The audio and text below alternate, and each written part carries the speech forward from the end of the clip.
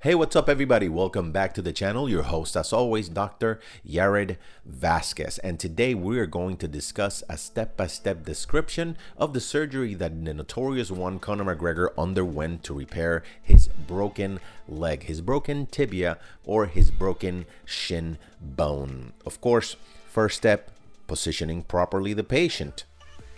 The second step would be an incision to the anterior part of the leg. Here in the video, we are seeing that this is an incision closer to the knee. In Conor's case, it was closer to the ankle.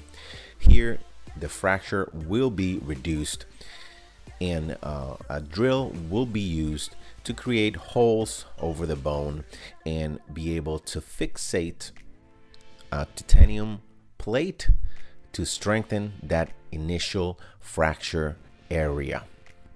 Now, a crucial step is above the knee, making a small incision above the knee for the suprapatellar cannular assembly, which is basically the area that's going to create the portal and it's going to allow us to make a canal over the bone, over the tibial, across the tibial bone, where the titanium rod is later going to be placed.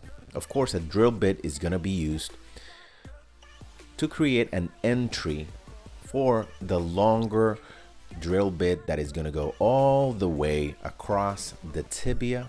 Is going to create a nice area where the titanium rod is going to later fit in.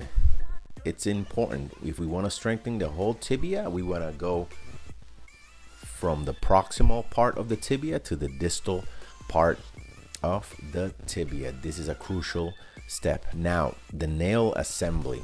This is pretty much a tool that's going to be used to introduce and to hammer in the tibial spike or the tibial titanium rod that's going to go and strengthen the notorious one leg from the distal part to the proximal part.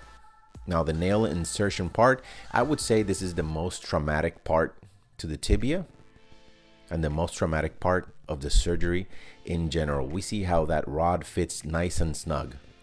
Now, there's proximal locking mechanisms that are used to screw the tibia rod in place exactly without any bad angles or without any guessing games. These driver assemblies are designed to make sure that the location of these titanium screws is absolutely perfect and snug.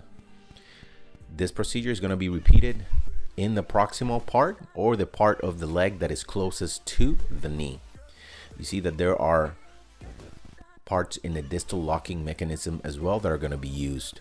We're going to have some lateral screws as well as anterior posterior screws fixating the titanium rod